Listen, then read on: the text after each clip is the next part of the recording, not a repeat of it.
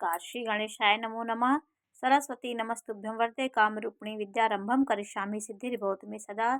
शिव शक्ति को कोटि कोटि प्रणाम। मेरे श्रोतागण, मैं आज आपको राहु के अच्छे प्रभाव के बारे में जानकारी दे रही हूँ कि राहु किस नंबर की राशि में शुभ फल देता है और जातक आपको धनी बनाता है। जातक की कोई भी लग्न हो सकती है। 10वें भाव में आपका यदि राहु बैठा है 10वें भाव में, ये राजनीतिक आपके मन को प्रबल करता है और सामाजिक प्रतिष्ठा, समाज में आपको प्रतिष्ठित करता है। 10वें भाव में राहु हो, 11वें भाव में राहु हो, चौथे भाव में राहु और पंचम भाव में राहु होता है तो ये दशा अंतरदशा में शुभ फल देता है, क्योंकि यहाँ पे दसम भाव का स्वामी हो गया, इसकी दशा अंतरदशा अच्छा कर देता है। जहाँ बैठता है उसके फल को ग्रहण कर लेता है। और तीसरे, चौथे और पाँचवें में होगा राहु, तो इनके जो ग्रह होते हैं उनकी दशा जब चलेगी तो यहाँ पर राहु अच्छा फल देगा। ये राहु के अच्छे फल के बारे में मैं जानकारी दे रही हूँ। 10वें भाव में, चौथे भाव में और पाँचवें भाव में भाव का स्वामी, यदि 10वें भाव का स्वामी बलवान हो, जहाँ राहु बैठा हो वहाँ का स्वामी कहीं पर केंद्र या त्रिकोण में उच्च होकर बैठा हो और बली ग्रहों से दृष्ट हो, शुभ ग्रहों से दृष्ट हो, तो यहाँ पे ये बलवान ग्रह की दशा अंतरदशा जब आएगी तो जातक को यह अच्छा फल देती है और धनदायक यह योग होता है। और केंद्र में यदि बलवान राहु बैठा हो और उसकी, या केंद्र में बैठा हो या 1, 5, 9 में बैठा हो त्रिकोण में, तो उसका स्वामी बलवान हो तो जातक को धनदायक यह योग होता है। बलवान स्थिति जहाँ पे बैठा हो वहाँ उसकी बलवान स्थिति जातक को बलवान और धनदायक बनाती है। सूर्य शनि के साथ राहु, यहाँ पे सूर्य और शनि के साथ राहु बैठा हो तृतीय भाव में, छठवें भाव में और 11वें भाव में, तो विशेषकर तीसरे भाव में यदि राहु, शनि और सूर्य की युति हो तो जातक साहसी होता है और उसका भाग्य बहुत अच्छा होता है। साहसी होने के साथ साथ सौभाग्यशाली होता है। उसकी दशा अंतरदशा जब तृतीय भाव की आएगी, जहाँ पे राहु, सूर्य और मंगल बैठे हैं, तो वहाँ पे जातक उस समय अच्छा फल उसको मिलता है। तृतीय में बुध होगा। राहु की दशा अंतरदशा जब आएगी, यदि यहाँ पे बुध बैठा हो अकेला और वहाँ पे राहु की दशा अंतरदशा जब आएगी तो जातक के मन में एक संशय उत्पन्न करता है और डर, जातक के मन में डर और कायरता का भाव लाता है। एक से अधिक ग्रह यदि तीसरे भाव, चौथे भाव में दृष्टि डाल रहे हों तो जातक के जीवन में उस ग्रह का प्रभाव बढ़ जाता है। तो ये जातक के जीवन में राहु का प्रभाव होता है। राहु की दृष्टियाँ सूर्य, चंद्रमा, गुरु पे हों तो अशुभ होती हैं। कुछ भाव राहु के होते हैं जहाँ पे राहु बैठ के आपको लग्जरी देता है, आपको आकस्मिक धन भी देगा और आकस्मिक आपको निर्धन भी बना देता है। तो राहु आकस्मिक काम करता है। 3, 6, 11 में राहु की 3 नंबर की राशि, 2 नंबर की राशि, 10 नंबर की राशि और 11 नंबर की राशि में राहु अच्छा होता है। राहु के कुछ शुभ भाव के ये सब होते हैं जिसमें राहु बैठ के आपको उच्चता की ओर ले जाता है।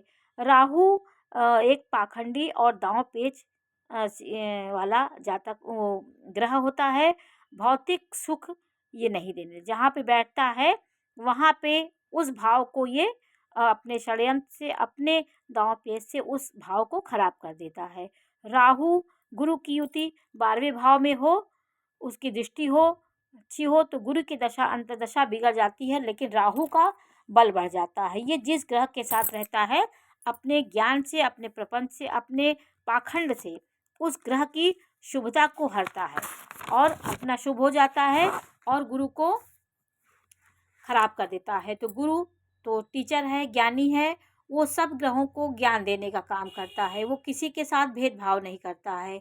तो ये प्रपंच राहु उसके साथ बैठ के उसके ज्ञान को हर लेगा, उसके हर चीज़ को हर लेता है।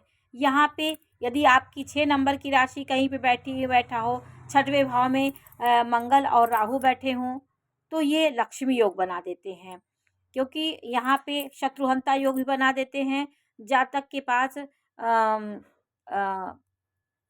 धन होगा, राजनीतिक क्षेत्र में, अभिनेता, सिनेमा के क्षेत्र में ये निपुण होता है। राहु यदि सुव्यवस्थित राहु हो तो जातक को यह उन्नति के शिखर पे ले जाता है। यहाँ पे मंगल राहु हो छठवीं नंबर की राशि में, छठवें भाव में हो तो यहाँ पे धनदायक होता है। चंद्रमा राहु के ऊपर से यदि गोचर कर रहा हो, चंद्रमा यदि राहु की राशि, कहीं राहु बैठा हो, उस राशि में चंद्रमा यदि गोचर करेगा तो वहाँ पे ये राहु जो है उस समय जातक को अच्छा फल देगा। यहाँ पे ये राहु के कार्य होते हैं। लग्न में राहु है, आपका लग्न में यदि राहु है, ये आपकी लग्न हुई, ये लग्न हुई आपकी, यहाँ पे राहु बैठा हो तो जातक को लग्न में, नवम में और पंचम भाव में अशुभ क्रूर ग्रह बैठे हों, सूर्य मंगल शनि हो तो ग्रहण दोष लगा देते हैं। 5 नंबर की राशि में तो जातक क्रूर स्वभाव का हो जाता है। जातक को यह योग जातक के जीवन में जातक को सफल होने से रोकता है। जीवन में हर बाधाओं का सामना करना पड़ता है और जातक निराश होकर के जीवन में रहता है। तो गलत कार्यों से भी ये राहु आपको गलत कार्य में भी ले जाता है। तो ये राहु के शुभ भाव के बारे में मैंने आपको जानकारी दी कि राहु ये इन सब भाव में अच्छा होता है। राहु केंद्र में बैठा हो, केंद्र त्रिकोण में 4, 5, 10, 11 इनमें राहु बैठा हो और तो जातक का केंद्र का भी उसको फल मिलता है और शुभ ग्रहों का उसको फल मिलता है। यहाँ पे राहु आपको मजबूत, उसकी दशा अंतर्दशा यदि बली हो वो स्थान का स्वामी, तो आपको उसकी दशा अंतर्दशा में अच्छा फल की प्राप्ति होती है। तो राहु के शुभ भाव के बारे में मैंने आपको जानकारी दी कि राहु शुभ हो जाता है। 3 नंबर की राशि में उच्च का होता है, 9 नंबर की राशि में नीच का हो जाता है। 2 और 3 नंबर की राशि में अच्छा फल देता है, 8 और 9 नंबर की राशि में अशुभ फल देता है। और कहीं पर भी राहु की दृष्टि पड़ रही है, राहु के साथ चंद्रमा है, राहु के साथ सूर्य है, तो आप ये ग्रह दोष जीवन में लगाता है, उसके शुभता को हर लेता है। और जैसे राजा के साथ षड्यंत्रकारी राहु आ जाता है तो राजा के फल को उसको घटा कर के अपनी बहुलता हो जाती है उसकी। तो यहाँ पे राहु आपको सस्पेंस पे डाल देता है, डबल दिमाग आपका देगा, आपको भ्रमित करता रहता है। तो ये राहु का कार्य होता है। सूर्य चंद्रमा यदि कहीं बैठे, अमावस हो, वहाँ पे राहु बैठा हो, अमावस सूर्य चंद्रमा एक जगह पे होंगे तो अमावस का वो चंद्रमा हो जाता है। यहाँ पे राहु का प्रभाव होगा तो जातक को प्रबल डिप्रेशन में डाल देगा और अधिक उसके जीवन में कष्टों का उसको सामना करना पड़ेगा। यहाँ पे वो हर प्रकार से अशांत हो जाता है जातक, निर्णय लेने में उसको निर्णय नहीं ले पाता और जीवन के कई परेशानियाँ, संघर्षों और विपरीत परिस्थितियों से उसे जूझना पड़ता है। उसकी शुभता को खो करके अपने विचारों को लाद देता है। तो आज मैंने आपको राहु के अच्छे फल के बारे में जानकारी दी। राहु कहाँ पे अच्छा होता है और कहाँ पे नीच का होता है, कहाँ पे खराब फल देता है, इस बारे में जानकारी दी। ये जानकारी कैसी लगी मैं अवश्य बताइए। चैनल को लाइक करिए, सब्सक्राइब करिए। मैं इसी प्रकार की जानकारी देती रहूँगी। नमस्कार।